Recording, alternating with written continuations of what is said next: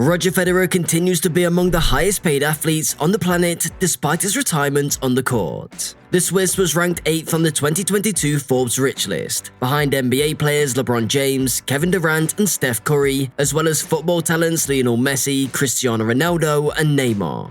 Although his last Grand Slam triumph was in 2018, and Rafael Nadal of Spain has since passed him as the most decorated player in the sport, Roger Federer remains a major tennis figure. I never thought I was going to have this great of a career, so I couldn't be more excited, more happy, more proud of everything. How did Federer accomplish that? When he was at the height of his abilities, he was seen as the unbeatable favourite for Wimbledon every year. Federer's career earnings on the court have been topped by both Nadal and Djokovic, with the Serb leading the pack with $156.4 million and Nadal coming in with $130.68 million after his most recent victory at Roland Garros at the French Open. The Swiss athlete joined the pinnacle of sport after earning nearly $1 billion. Therefore, neither comes close to Federer's position on the Rich List.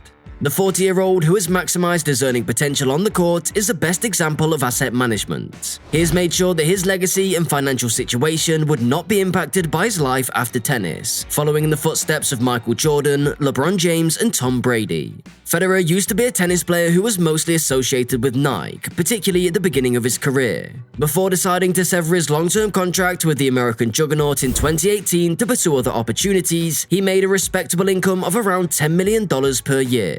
Federer's big contract with the obscure Uniqlo shocked the sports world. The arrangement, which did not have a retirement option, apparently calls for the corporation to pay the Swiss a whopping $300 million over the course of 10 years. Federer employed his intellect to have shoes left out of the deal, and continued to receive Nike shoes without receiving payment from the brand. He used his contractual freedom to purchase a stake in On Running. Federer owns 3% of the business, which was reputedly valued at $10 billion when it went public, making his shares worth $300 million.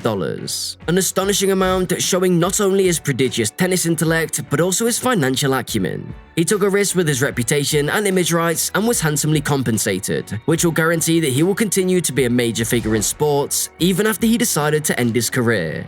Will a tennis player ever surpass Federer's wealth? Even Serena Williams, despite her skill on the court and her attraction to companies, has not been able to match Federer's financial gains, making him a unique tennis player.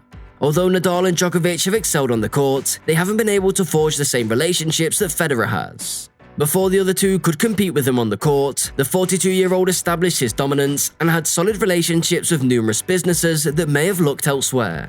Being situated in Switzerland, home to several opulent companies like Rolex, gave him a lot of options. Even though Federer's ability on the court had declined at the time, few athletes could obtain the kind of contract he still did from Uniqlo. Federer is still a name that comes to mind when people think of tennis, just like Jordan was for basketball, Brady was for the NFL, and David Beckham was for football.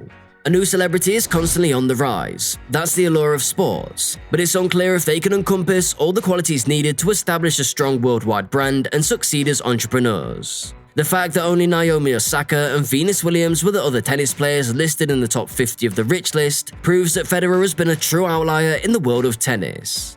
Due to her unique position as Japan's top athlete, Osaka might be the one to challenge Federer's record, although it would be unexpected to see her surpass the Swiss. Let's explore Roger Federer's opulent and luxurious houses across the globe. When deciding where to spend his retirement years, Roger Federer has a number of excellent possibilities. The legendary tennis player declared in September 2019 that he would retire from the sport after winning 20 Grand Slam singles titles. Over the course of 24 years, I've played more than 1,500 matches, Federer stated on an audio recording shared on social media. Tennis has been more generous to me than I could have ever imagined, but now I have to decide whether to call it quits on my competitive career. In September 2022, Federer played a farewell match in London against Francis Tiafoe and Jack Sock, losing against his longtime nemesis, Rafael Nadal.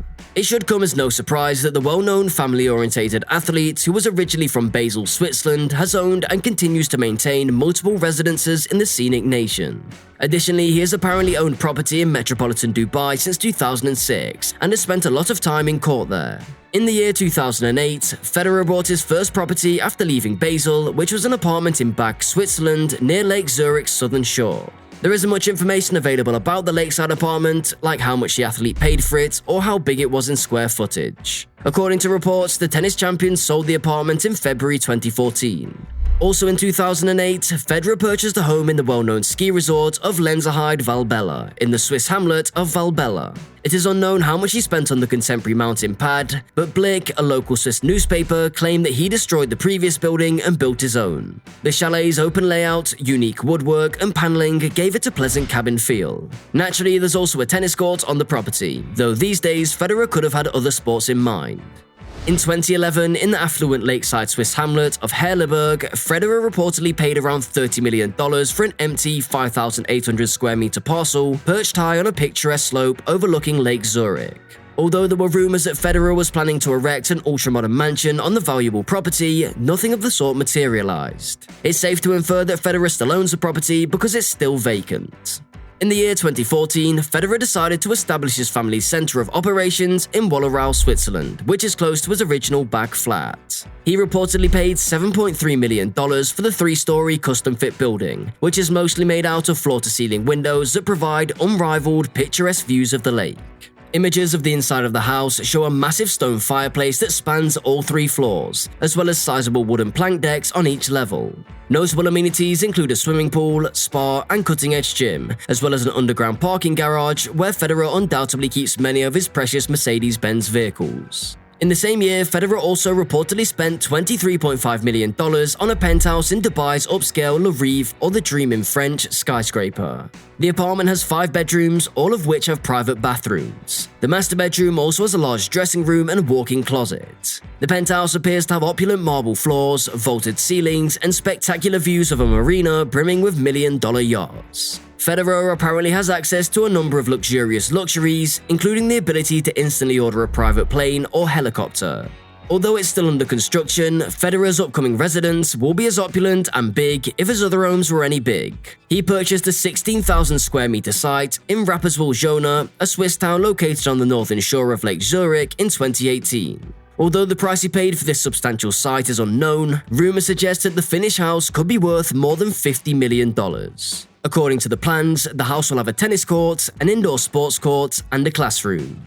Federer is also passionate about luxurious cars, especially Mercedes cars. Let's take a look at luxurious automobiles in Roger Federer's collection. The 2012 AMG SLS Roadster has a hefty price of close to $200,000, and Roger actually test drove one before it was even available for purchase. The likelihood that Mercedes is giving him one of these potent vehicles is as great as his ace rate because he appeared in a commercial promoting the vehicle. The 2019 AMG G63 SUV is the next one. The starting minimum suggested retail price for this vehicle was $148,495. Well, that's all for today. I hope you all liked this video. Also, do let us know your take on this video. Don't forget to subscribe to our channel and turn on post notifications to stay updated. Until next time, stay smart and stay healthy. See you all, goodbye.